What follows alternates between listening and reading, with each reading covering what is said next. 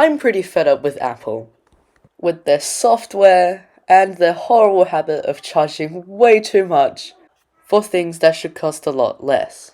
Wait. 20 grand? It doesn't even have an M3, let alone an M4. Oh my god, I only have to pay $700 for the wheels. Oh my goodness. Well, that's what we'll be looking at today, which is the worst value Apple products that you should definitely avoid and not buy.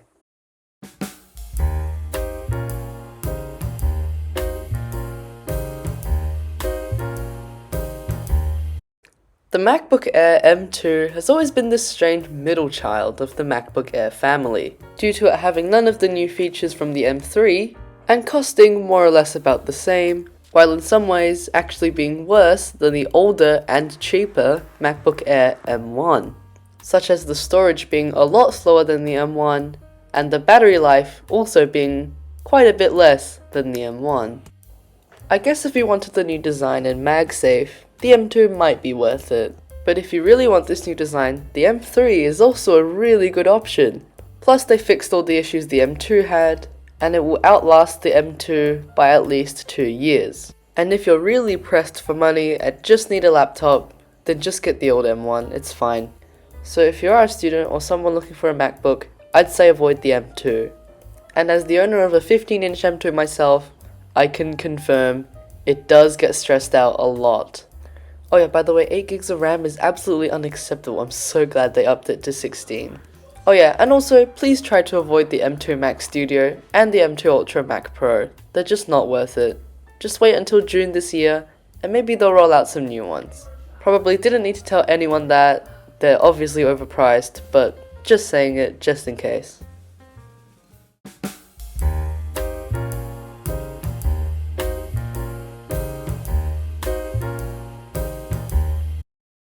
When iPhone SE first launched, it was their cheapest entry-level iPhone, and millions of people loved it. And the obvious thing to do would be to follow that up with a new improved iPhone SE, which came out in 2020.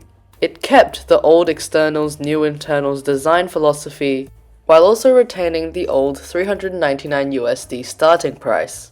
It was a great phone, and a lot of people really liked it. But then, in 2022, they made an updated version of the iPhone SE, keeping the old design, same one as the iPhone 8 and the second generation iPhone SE, while upping the price by $30 US. This might not sound like a lot, but keep in mind, this is still for the same 64GB starting base storage, which is just not enough in 2022, and certainly not enough in 2024 or 2025. They keep touting the iPhone SE 3rd generation as serious value and serious power, but it just isn't. The list of reasons to buy an iPhone SE 3rd generation is just so small. But thankfully they'll be rolling out with a new iPhone SE supposedly this year, so it's not all that bad. However, this year will be pretty bad for users of the base iPhone 15 and the entire iPhone 14 lineup. See, with the release of Apple Intelligence, Apple stated that to run Apple Intelligence, you need at least 8GB of RAM, which the iPhone 15 and the iPhone 14 Pro both do not have. Which means if you bought an iPhone 15 just 1 and a bit years ago, it is now unable to get a third of the new features in iOS 18. This is so stupid. Apple is just effectively saying that the highest end flagship phone from 2 years ago and a really good mid-range phone from just 1 year ago cannot get any of the new game-changing AI features that they talk about in almost every single one of their presentations since June 2024. Even Samsung is giving Galaxy AI to the S23 series, which was released, in the same year as the iPhone 15 lineup. I wouldn't even mind it if they just gave us some half-baked Siri-only version of the AI, just give us some of it. Instead of making it so that only the 3 newest, most expensive iPhones can have this new feature. I don't know if they want to make more money off of doing this, they want people to replace their iPhones more, or if they just genuinely cannot give AI to the iPhone 15.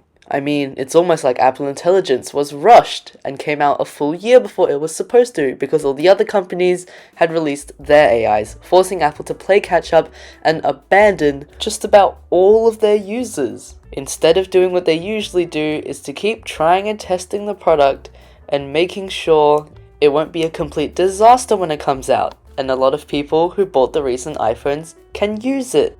You know, like higher megapixel cameras, 120Hz refresh, always on display. These have all been things that Apple just refused to add until they made it the Apple way.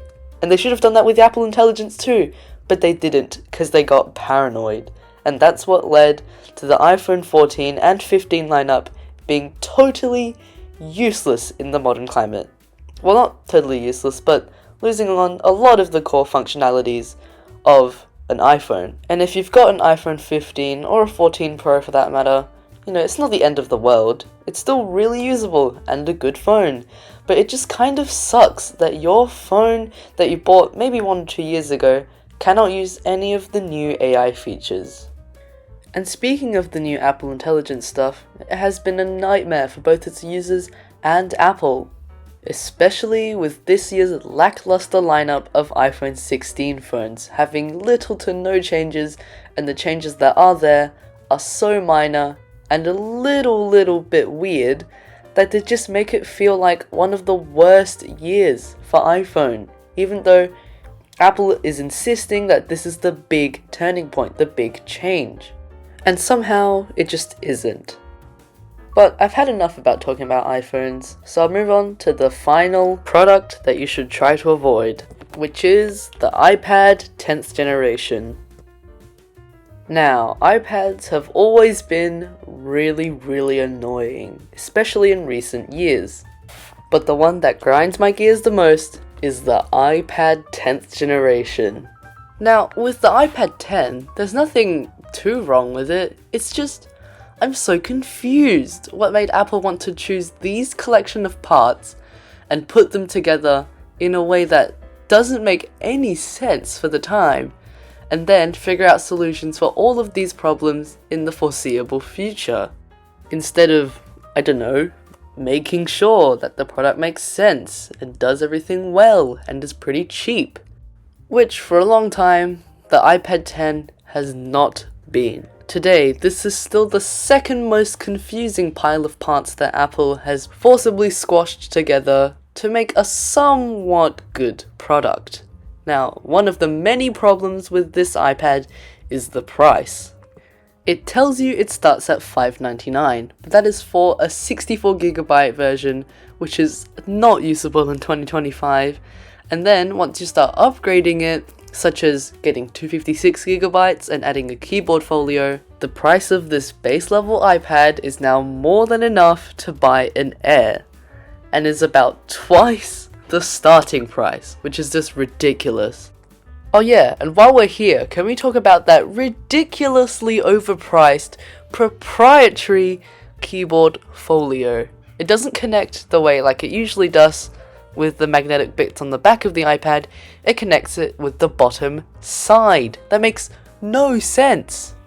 I mean, it does have a function row and it is the only keyboard that works with the iPad 10, but this is the problem. Apple absolutely misses all of the fundamentals and gives you all of the quality of life features that will make you want it, and then once you've got it, you'll be like, why did I get this? And then there's that thing with the Apple Pencil, you know, the one that is supposed to connect really easy and simply to the iPad. Well, here's a photo of one of the first generation Apple Pencils, which is one of two pencils that it supports, connecting to the iPad 10. I mean, it's not exactly like it's cable clutter, but which one would you rather have?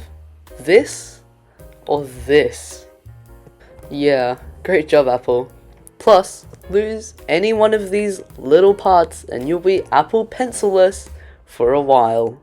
Plus, it's using an older chipset and it's been out for a while, and you know, it's not getting all the software support, but you know, it's an iPad. All those things aren't that relevant.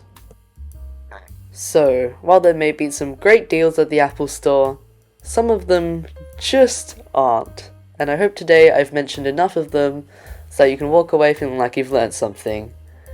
And yeah, that's all I got. Goodbye.